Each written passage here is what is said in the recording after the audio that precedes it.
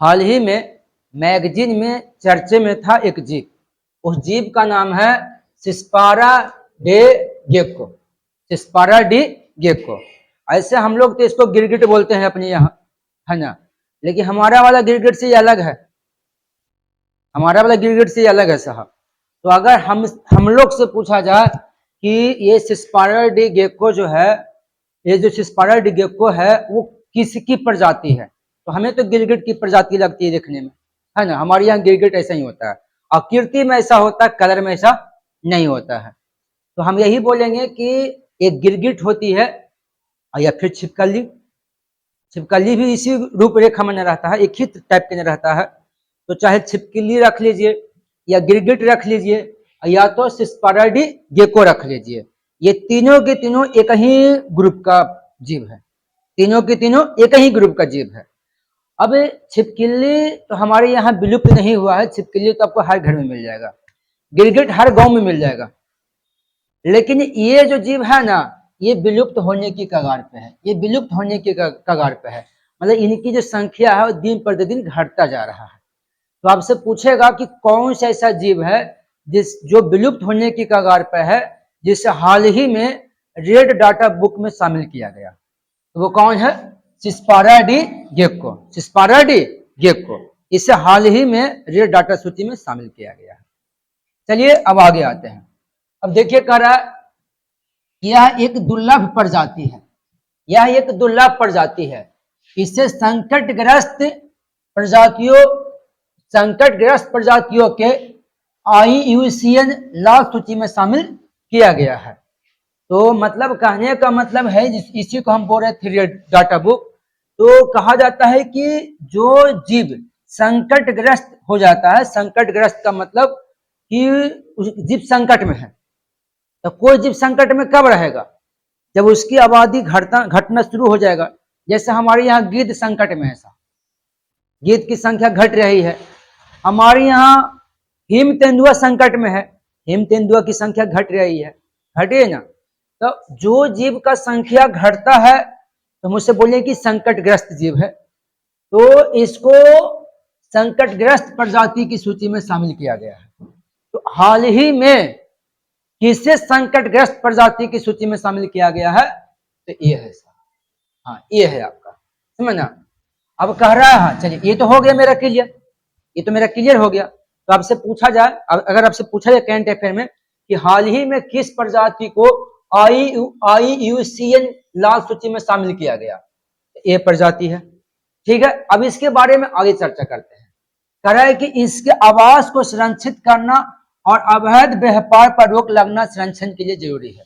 अगर आप चाहते हैं कि इसकी संख्या कम नहीं, संख्या बढ़े, तो कहीं ना कहीं इसकी आवास को संरक्षित रखना पड़ेगा। मतलब जो इसका निवास स्थान है, जहां ये रहता है, उसे सेफ जोन में लाना पड़ेगा आपको।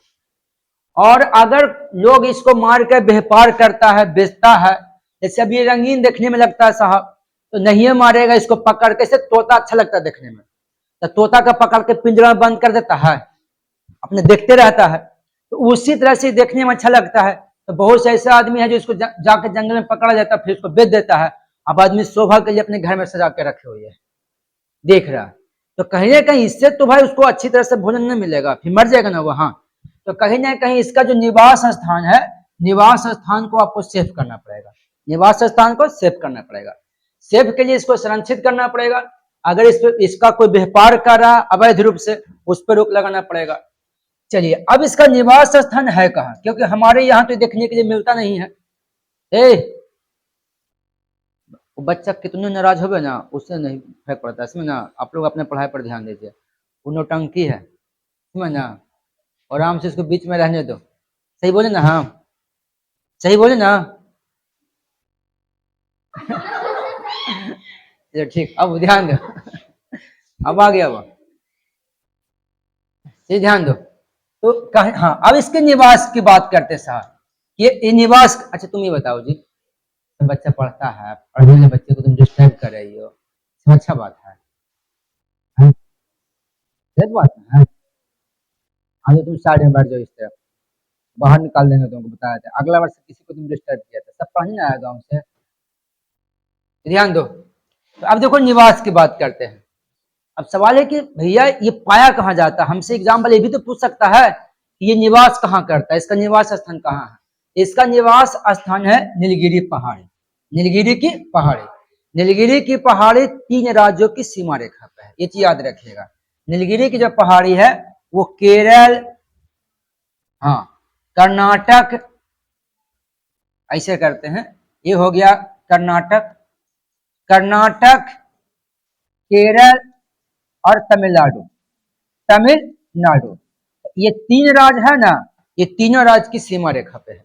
अब से पूछेगा कि नीलगिरी की पहाड़ी किन 3 राज्यों की सीमा रेखा पे है, तो केरल, कर्नाटक और तमिलनाडु।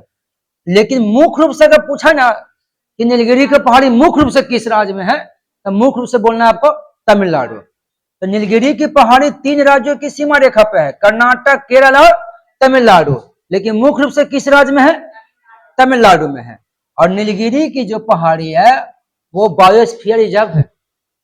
ये जो नीलगिरी की जो पहाड़ी है वो क्या है, बायोस्फीयर रिजर्व है, बायोस्फीयर रिजर्व। और भारत का सबसे बड़ा बायोस्फीयर रिजर्व कौन है, नहीं भारत का, मनार की खाड़ी है, तो मनार की खाड़ी बड़ा वाला है, ये प्रथम है।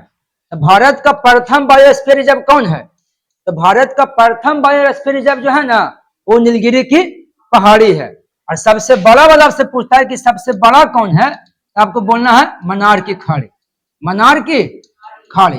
तो नीलगिरी की जो पहाड़ी है वो नीलगिरी की पहाड़ी बायोस्फीयर रिजर्व है, और ये भारत का प्रथम बायोस्फीयर रिजर्व है।